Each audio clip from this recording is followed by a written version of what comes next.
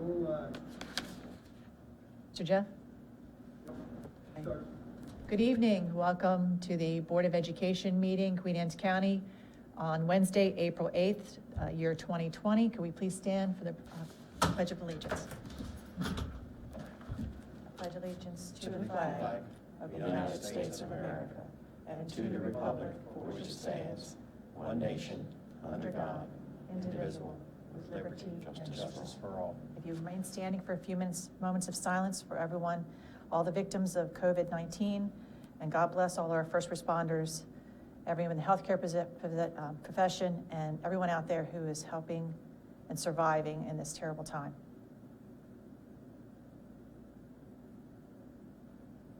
Thank you.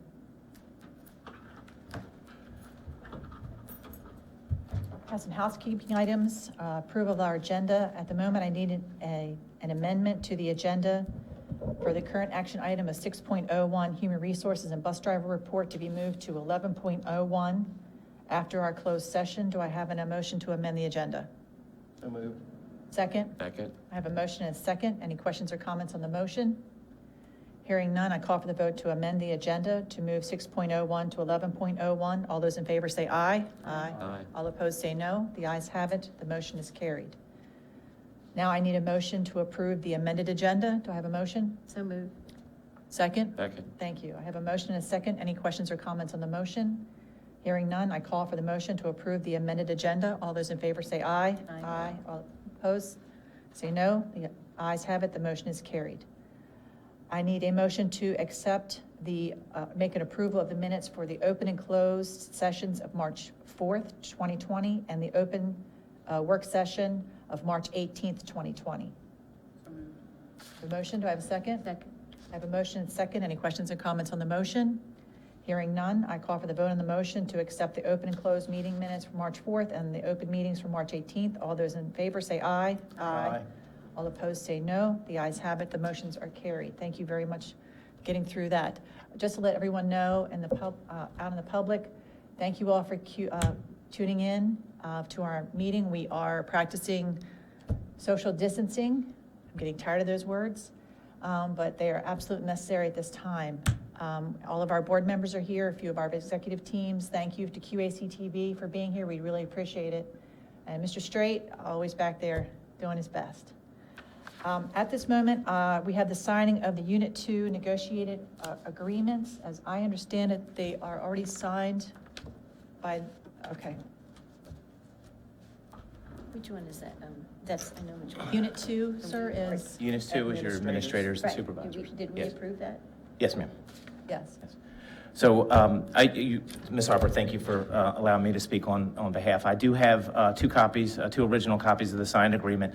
It requires your signature and Dr. Kane's signature. I do have signature of the president of ANS, and as well as mine and Mr. Paluski's signature. So once we obtain your two signatures, then we'll send these documents to get other members of their negotiating team, but everything is ready to go. We're ready to push this forward. And I do have a statement since Mr. Page wasn't able to be here himself because of the circumstances, so I'd like to read for the record a statement. And this was sent to me via email, and I have an original for the record, and I have a copy of my files.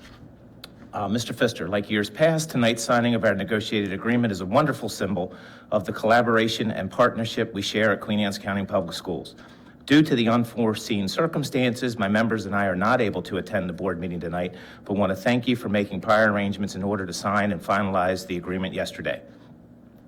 Please accept this letter on behalf of Queen Anne's County Administrators and Supervisors Association to thank you and your team for a productive negotiation session that has produced a fair and equitable contract for our members.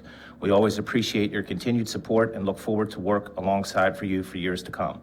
Additionally, our members would like to thank Dr. Andrea Kane and the executive team for their support and direction through this difficult time.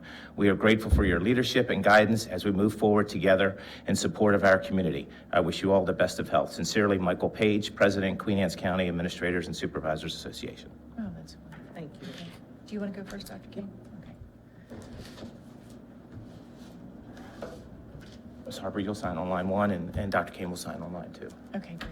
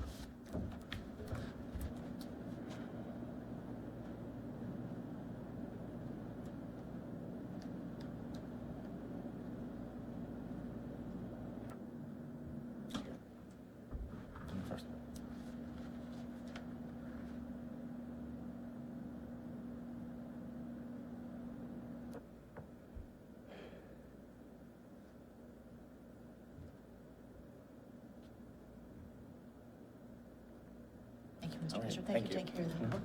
And I'd just like to echo Mr. Page's words that it always has been, since I've been involved, a very collaborative effort. And we come to agreement and without too much discussion. So it's been an enjoyable experience. And this will get us through June 30th of 2021.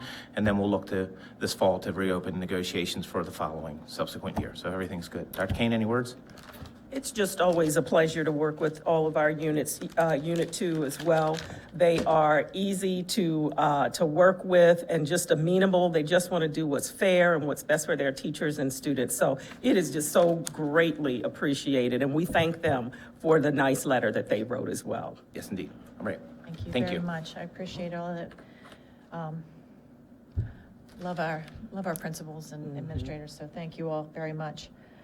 We don't have anything about the presentations from the board members or the student board members tonight. We're trying to keep this meeting brief and to the point. Citizen participation, Mr. Smith? And this is going to go, it's out that it would be called into Mrs. Wright, Correct. and after this, okay. We ask all speakers to keep in mind the following. Speakers should not sign in, but will call in, including the telephone number and address. Comments should be limited to 3 minutes in length. Comments longer should be submitted in writing. Questions or statements to the board should relate to the matter of general policy over which this board has authority. Comments about actions or statements of individual staff members are not appropriate for public comment and should be referred to the superintendent of schools or the board president. If you have specific questions, the board will make sure that appropriate staff members respond to your questions. The board respects your desire, the right to convey any message freely, but asks courtesy to this board and its citizens to show respect for all. Mr. President. I have one person here, sir, and I'm going to hopefully read his name correct. Mark Newsel. I hope I'm saying that correctly. And pardon my fluency, I'm not that good at it. During the BOE meeting tonight, can you provide an update as to what is being done to catch up with other school districts in regards to distant learning? I have friends and coworkers across the country, and many have stories of first grade children having class over Zoom, older students participating in virtual science labs, and teachers providing remote, in-person instruction. My friend from Virginia Beach described how the public schools there have set class times on the issued laptops along with graded assignments. While the dedicated teachers of Queen Anne's County have been providing packets and assignments, we seem to not have the same level of quality distance education I see elsewhere. The issue of internet access has been stated as a reason. I have not found any location in Queen Anne's County where my Verizon hotspot is unable to connect at a speed ample enough for teleconference calls. The price of these hotspots is minimal, and they should be distributed to those in need. And thank you all very much for sending this in. Was there any more that, Mr. Straight, do you know? Okay. So we do have an extra time. If anyone would like to send them in, Mrs. Wright will be collecting them up until 8 o'clock, where we can read them again. Thank you all very much. Next on our agenda is presentations, COVID-19 updates. Very good, Mr. Paluski and team.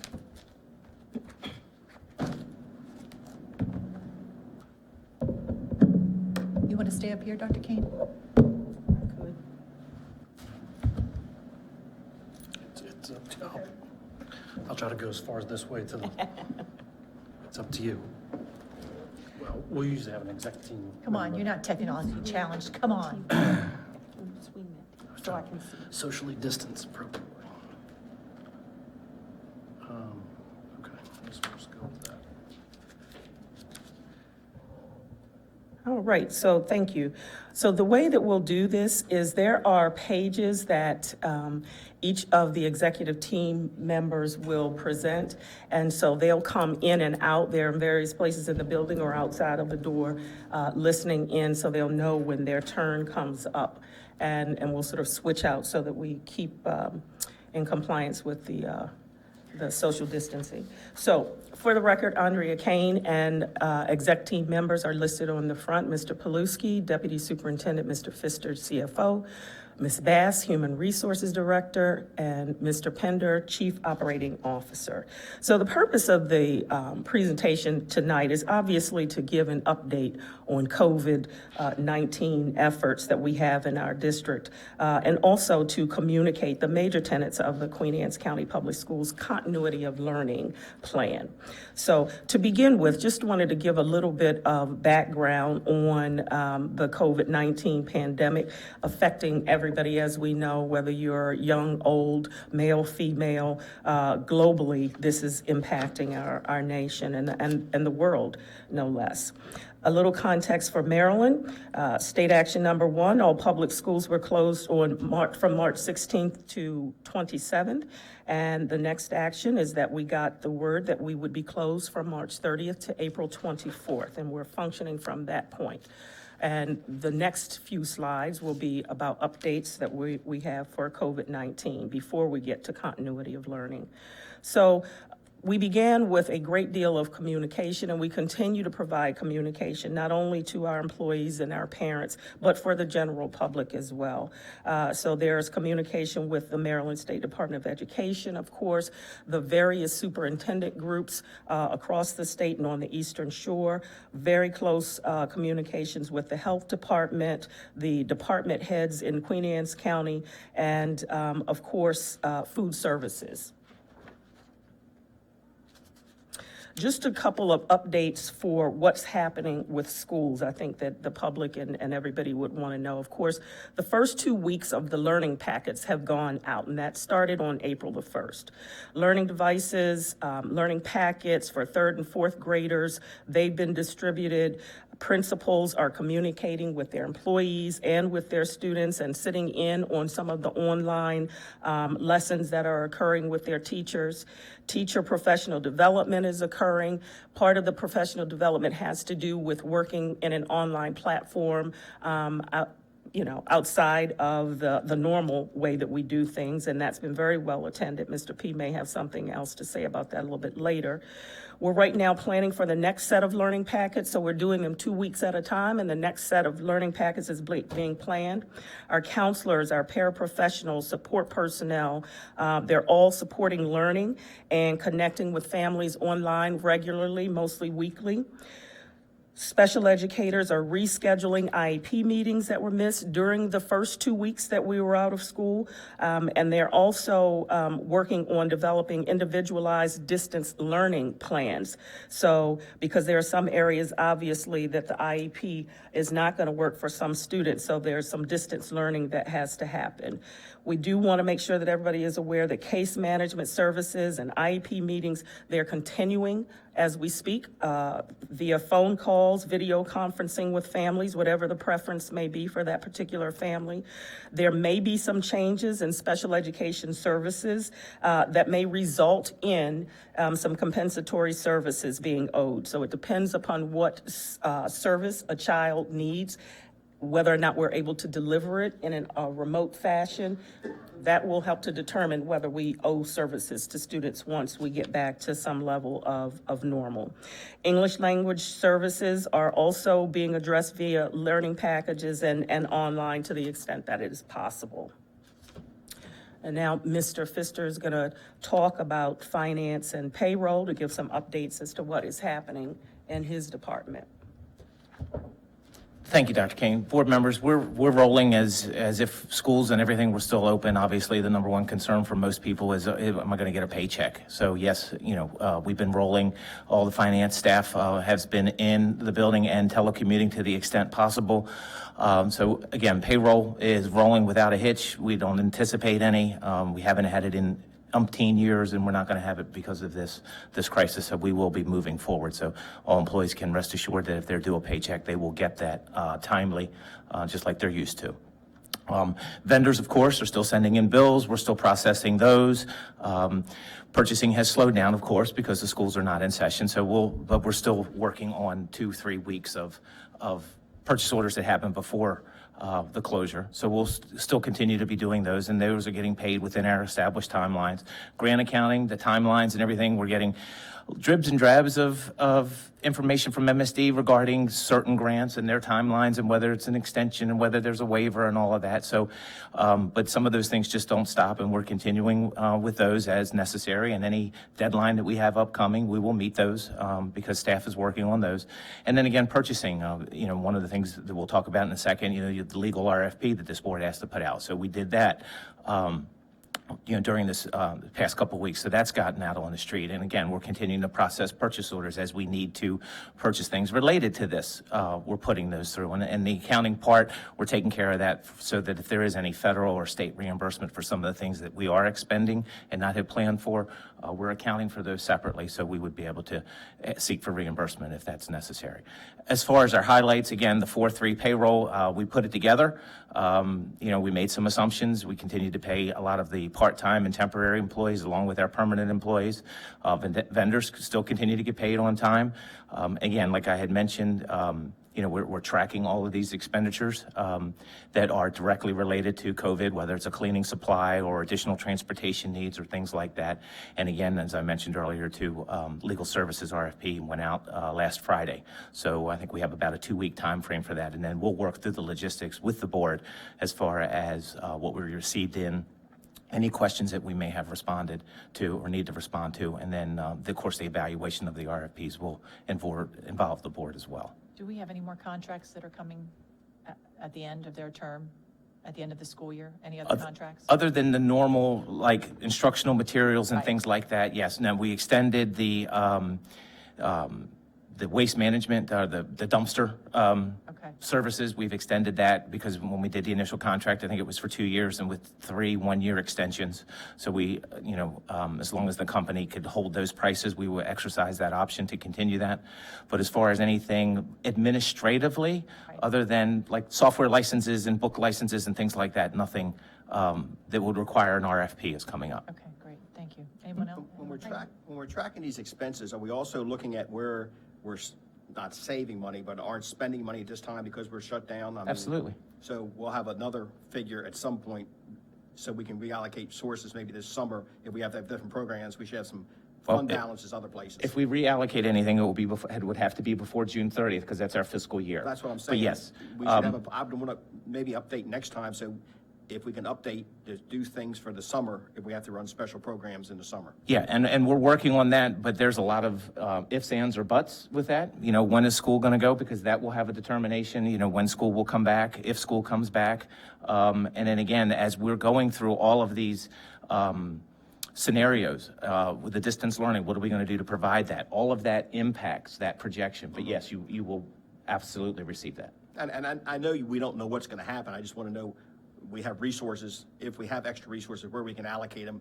Yes. And if we have to do that by June the 30th, have a plan in place to say if we get back to school May the 1st, June the 1st, or not at all, at least we have some ideas of what we can do and not be at the last minute on June the 30th making irrational decisions. Yes, sir. Yeah, I had that question too, in that, and maybe you were gonna mention it when we do our transfer report, not transfer report, the one before it. The expenditure I'm report. interested in the big picture. What kinds of things we're saving money on, and what kind of things you're predicting that we're gonna have to spend? So maybe you can mention it when we look at your executive. We can, as far as the big picture, I mean, we are just, 3 weeks into this, so there's a lot of unknowns to give you that broad picture, but we had a very mild winter, so hopefully we're going to see some utility things. Obviously, transportation costs, because we're not transporting on a daily basis, some of those offsets. But then if we're going to increase technology or provide hotspots or increase other internet access, and then there's costs that are coming in. As far as nailing down very specifics, I think we're too new into this. I'm looking but- for general. I But, just but wanna broad know. picture is, yes, we're going to save on some of our not necessarily administrative, but our operational costs in transportation, perhaps operations, maybe a little bit in maintenance. But we're going to spend it in instruction and packets and envelopes to mail these packets out, and postage and things like that. Transportation for the deliveries of the food, It's not much, but Yeah. compared to the transportation that we spend Yeah, on transporting. but keep in mind, we were projecting a couple of those categories to be over anyway. So this, again, we have to have the time to do the analysis. Hopefully that'll bring us back into all positive Schools have been states. closed, so we've saved money on a lot of that. power. There's been some, that's the kind of stuff I wanted to have a bigger picture, like Mr. Smith. So, and like not at the last minute. Yeah, no, absolutely. And the prognosis, depending on, what we were going to hear from school closures, we should be able to have something by next month's board meeting. Absolutely. I have other questions.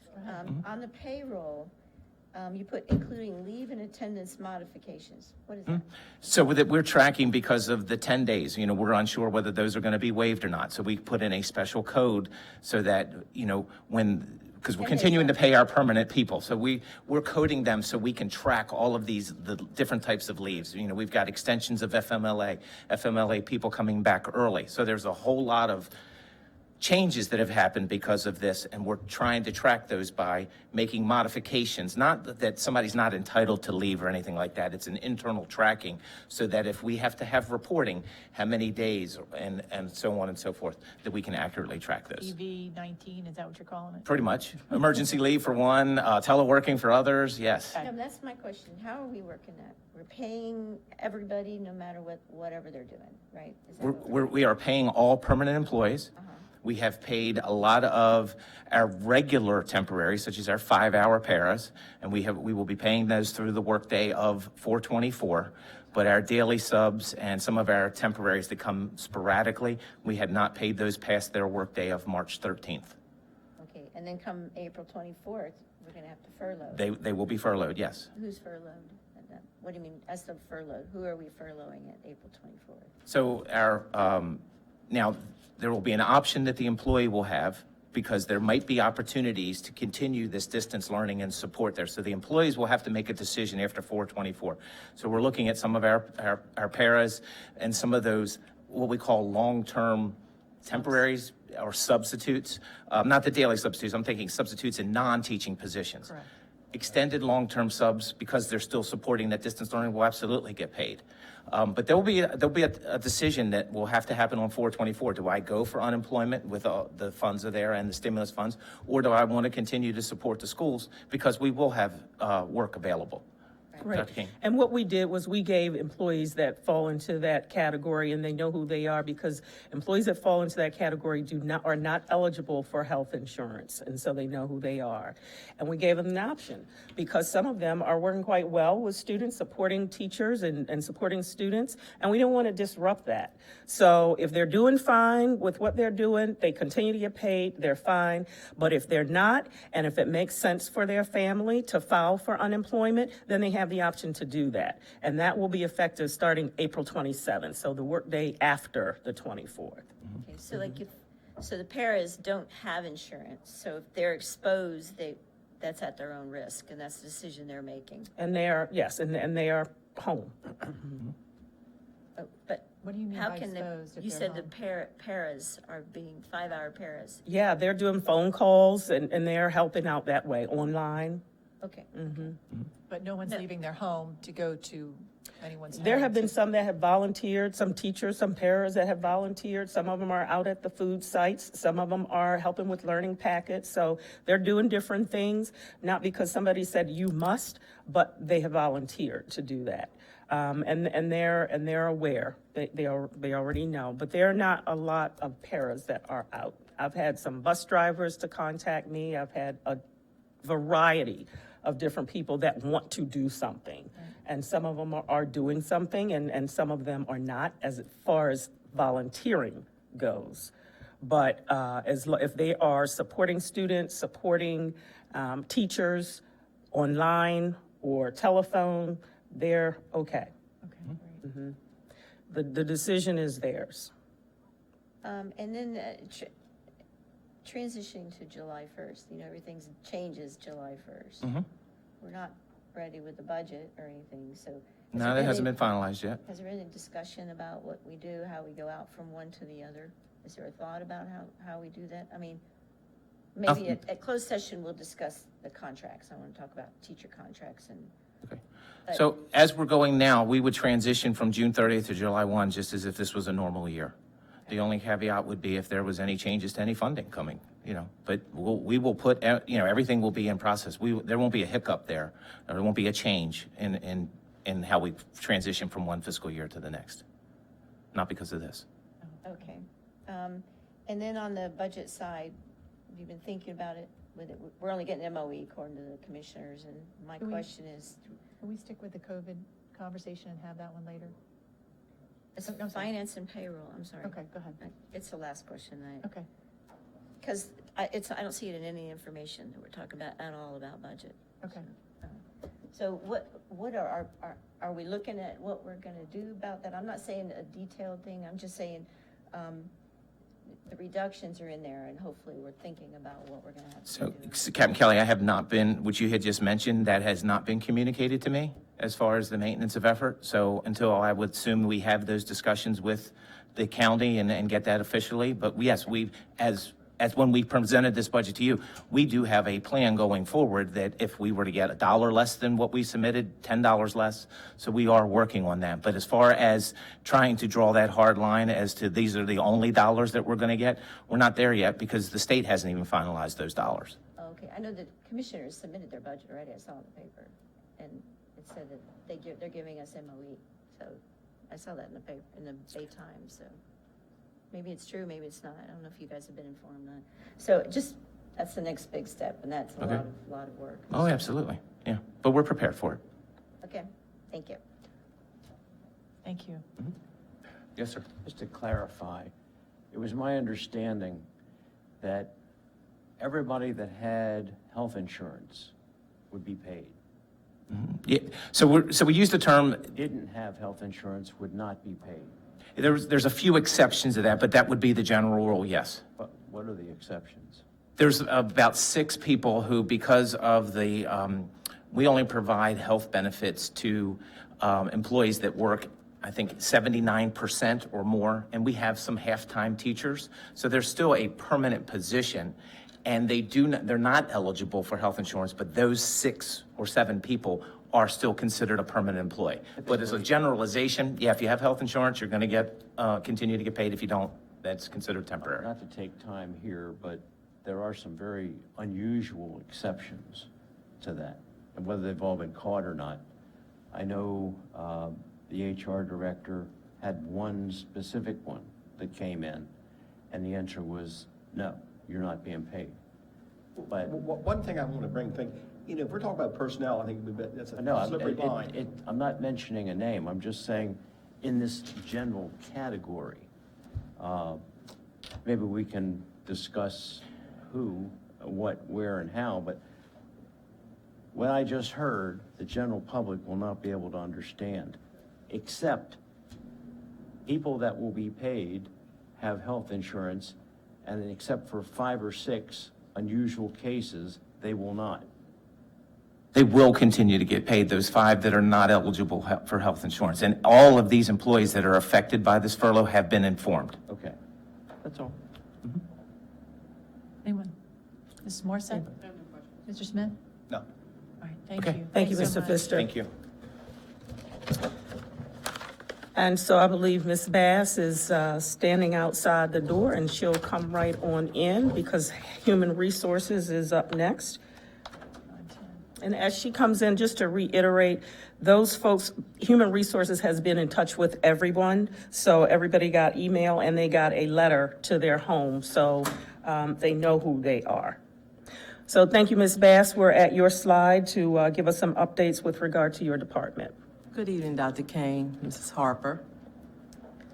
All Human Resources staff has continued to work to make sure all major HR functions have continued without interruption. And I'm very proud of my staff, very proud of my staff.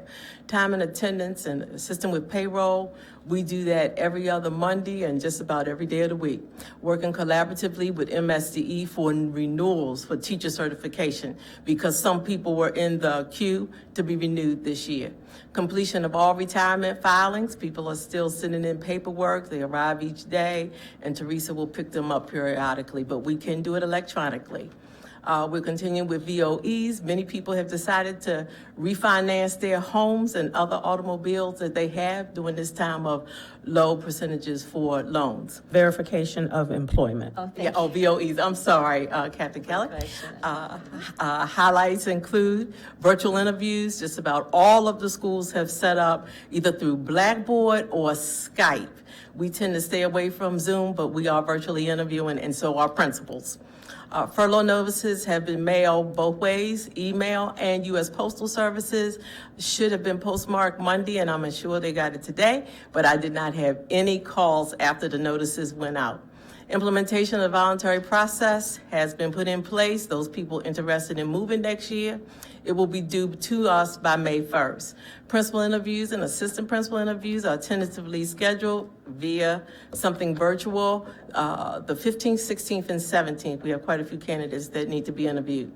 And continuity of FMLA and processing and giving directions for unemployment. We don't do it, but we do answer questions if we know and if they're eligible. Well, you'll be processing you'll be sending in the reports to Maryland Unemployment for anyone who has claims. Actually, we have a third party that does that, Equifax, and they do between Teresa and our office, they will get everything to unemployment, yes. Oh, so it's done down in finance, not through your office? Well, it is done through my office, but Teresa works with Equifax. Okay, that's awesome.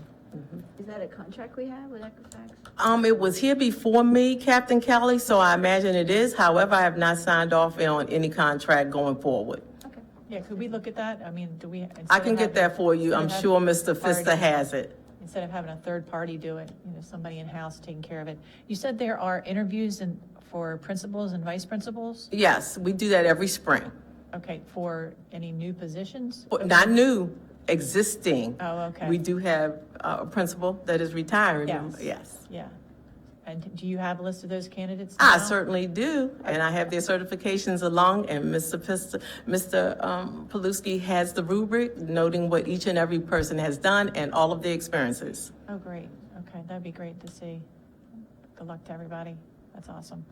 Anyone have any questions? The implementation of voluntary transfer process, it's just, that's when they come to you and say they want to transfer somewhere, or they want to transfer in-house somewhere, or? Transfer to another school location, yes, and they send in that by written notification.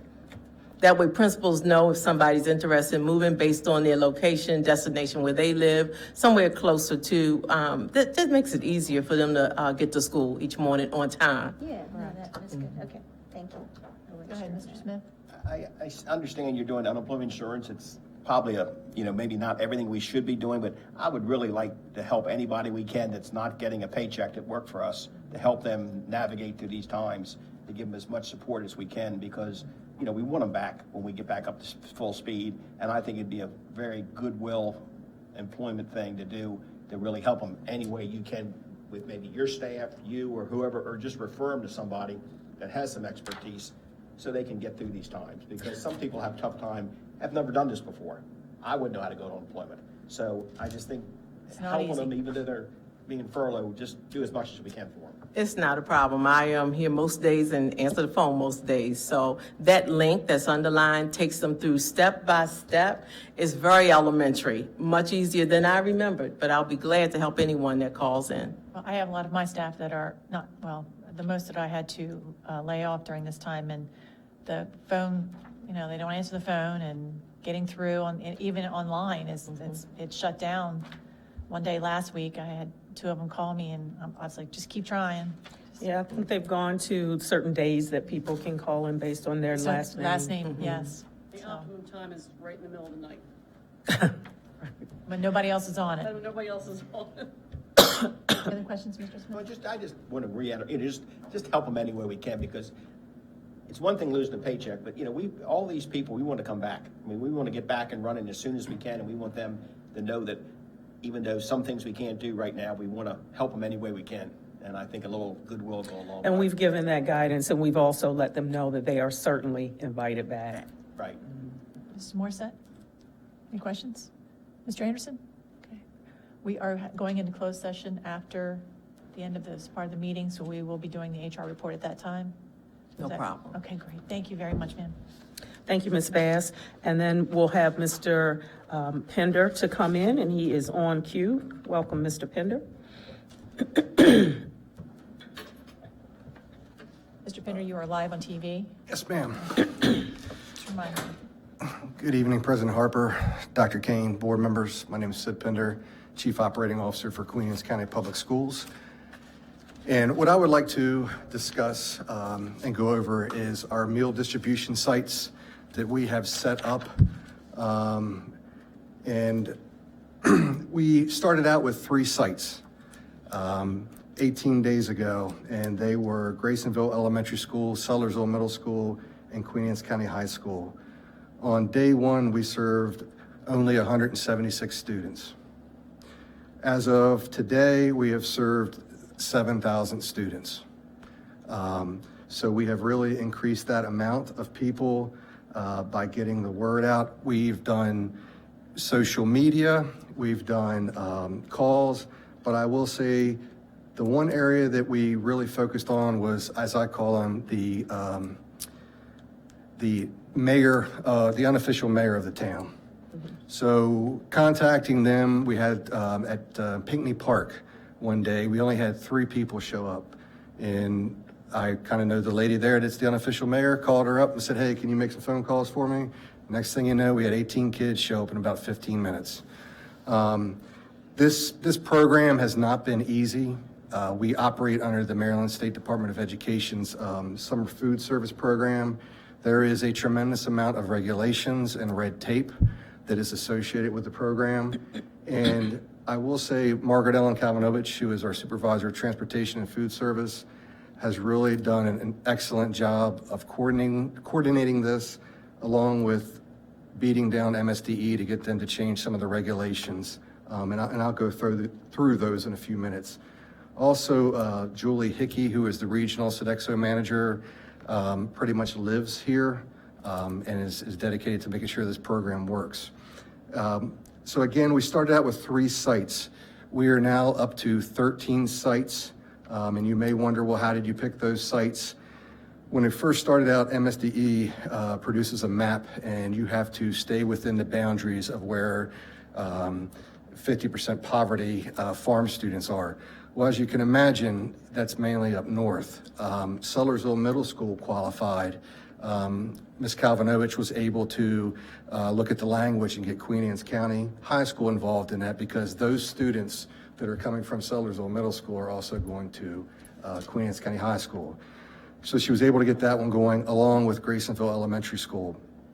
So the 13 sites started out with areas that we knew, hey, travel's going to be a little bit of a problem. Can we get the buses to take the meals there to those sites? So right now we have 3 buses delivering to those sites. We also have a bus or 2, depending on their availability, from County Ride that is helping us out with that tremendously and offering us some support. With that being said, we looked at the areas, tried to keep it within like a 5-minute drive. One of the problems we ran into, the state was requiring us to make sure that the student was present every time they came up. And as you can imagine, we did not have any sites on Kent Island. And we know there's a need there, but MSDE was not allowing us to open up those sites. So parents on their break would have to load up the children and haul them to Graysonville or one of the other sites to get the meals. We have since made a lot of progress with that. They do not have to be present to get the meals. You have to give the student's name so we can keep a record of that. That was probably one of our biggest accomplishments, getting MSD to waive that. With that being said, we're averaging about 525 students, and weekly about 2,625. We were able, as you know, and Captain Kelly is one of our volunteers, to open up a site at Bayside Elementary and also Mattapique Elementary. And again, I owe that to Margaret Ellen for really pushing the issue to get that to occur. Looking at that, once you get past all the guidelines that MSDE and USDA put out, we try to focus on sustaining the program, because we don't know how long this is going to be. So we obviously know, it was going to be at least 4 weeks. We are preparing for a much longer duration, as you can imagine. So one of the issues we're running into, what happens if somebody gets sick? What happens, we have had some people that are very nervous about coming out and helping or working. We were serving meals 5 days a week, Monday, Tuesday, Wednesday, Thursday, Friday, at the 13 sites. Starting next Tuesday, we will be serving meals on Tuesdays and Fridays, but they will be still getting the same amount of meals. We just know that we're in this for the long haul. So we're preparing, when you get meals on Tuesday, you'll get meals for that day and Wednesday and Thursday. Friday, you will get meals for Friday, and then also on Monday, and then Tuesday morning for breakfast. This way, we can prepare the meals on, say, Monday, get them all in their locations they need to be, and then we can also do the same thing on Thursday to accommodate that. Again, I just want to reiterate, it will be still the same amount of meals that we will be serving. It is not just narrowed down to those 2 days. I would like to give congratulations to the backpack program with Miss Amanda Enzer is running, and they do that throughout the school year. But as you can imagine, with the economy and people being laid off, that need has increased. And we offer the backpack program on Fridays at the 13 locations. And again, those are all volunteers putting that together so the students have meals for the weekend. That's really been a major undertaking, and I want to say thank you to the volunteers for taking care of that. Are there any questions about the food service portion or the meal distribution sites? Just one. Yes, sir. The food is the same quantity, Yes, sir. but it's only being distributed on 2 days. Are the packets separated with this is for Monday, Yes. this is for Tuesday? There'll be- That seems kind of elementary, but Yes. And we also sent a letter out in English and Spanish informing them of that, but it will be broken down into that process. it seems elementary, but Yeah. better be safe than sorry. I just want to say, she's done a fabulous job, and I'm amazed at how many times she stops over and says how our locations, even on Kent Island. It has changed a lot, so I did notice in the Bay Times today, they're still saying that you have to have a student there to pick it up, so there's some things we need to fix on the advertisements. Right, so we have all of our advertisements out, but because of the way the Right, it media changed. reports, they could have written that story 3 days ago, and since then, we've changed. So their next reporting, they Yeah. should be caught up. Okay, so we can let them know that, also that it's ages 2 to 18, so we're giving it, there's a few that have 3-year and 4-year-olds, and we're still giving them food, so that should be That's correct. noted. We write it down. And then I have also gotten some 18-year-olds that they're already out of school, but, it's really hard for them to even admit they need it, because it's a little bit of an embarrassment for people to pick up the food. But they're starting to get used to it. We also are trying to, from the sites, advertise that it exists. In the beginning, people didn't know it was coming to Bayside. We had several Hispanics come in that said, we were getting it in Graysonville, but I live right around the corner, this is awesome. So I said, we'll start passing it to your friends. And then I contacted our church that has a Hispanic group and said, please notify them, this is available on Kent Island now. So we just have to, on our own, advertise, and they're trying to do that, some of the. And the letter that's going to be passed out to the parents or guardians that are picking up the meals this Friday has on there that, the student does not have to be present. Things, as we all know, just change day to day, and MSDE trying to get caught up with the regulations, but we have put that out there. And as you said, it's by word of mouth is how we're going to get, the people to come out. They're not sitting there watching, reading Facebook or on the internet. The people that truly need it may not have those. Right. And I would like to say, I've attended probably about 10 out of the 13 sites, and to watch the students come up there and get something to eat, I mean, they're excited about it. And like you said, there are some that, hey, I don't really want to go up there. And, after a while they came up, and it's regular, it's routine now. I mean, they know who the volunteers are. We try to keep the same people at each school so they kind of develop that bond and know who they are. It also helps speed the process up. But I have got one of your ESOL tutors that's not going to be getting paid, and she's advertising to the students that she has, that she stays in contact with. So they're trying to spread the word, and that's really helpful. Appreciate her efforts in opening this up so all the kids get food if they need it. That's awesome. The summer program we run is very minimal. You know, the true summer program. This was a major undertaking of making sure we had all the coolers, all the safety precautions and everything taken care of. And also we had the food, you know, available for it, so. Sid, when this is Sir. all said and done, the thing that most people remember is what you and the superintendent and all those people that volunteered have done to feed the kids. That will be the thing they remember. All the behind the scenes that was done, that will be the thing that will be remembered.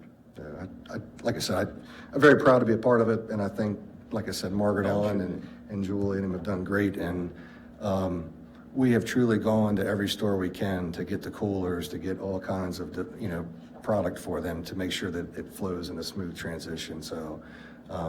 She even brought out her own personal coolers. Oh, yeah, I brought in 10. That's, yeah, like I said, yeah. So can I ask a question real quick? I thought I saw on the county commissioners meeting last week that the county ride was stopping their assistance because of the issue of transporting food. No, actually, they were assisting with 2 buses, and now they're down to 1 bus based upon need. But they had some transporting some other individuals that needed to be transported. But the good part about the county ride, they're certified in all the meal safety because they're delivering the meals to the elderly. So that worked out great. Okay, good. You know, and Margaret Allen was really impressed with the process they had there. So whenever they can, they assist. Some days they have a little bit higher need to be transporting, you know, individuals around the county. So. Great. Building checks, just real quick, we are still monitoring the buildings every day. You know, we still have emergency issues that pop up. We have some skeleton crews that are out there working on, you know, if we have a leak.